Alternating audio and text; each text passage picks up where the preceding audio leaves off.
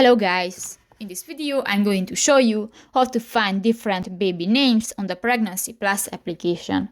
But first of all, I just want to mention, please don't forget to subscribe to our channel, because at 100,000 subscribers we are going to show you our YouTube revenue statistics and growth strategy, how to make money online.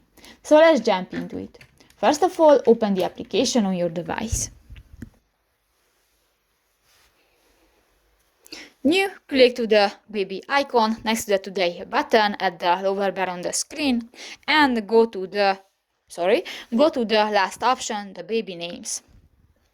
And here you can select different countries. For example, new, click to the Italian names, and here you can find different names. For example, Leonardo, Lorenzo, Mattia, Tommaso, and you can select the gender of your children, and you can select the top name of the full name. And if you like one, just click to the heart icon and done. So that's pretty much it for this video, guys. See you in the next one. Bye bye.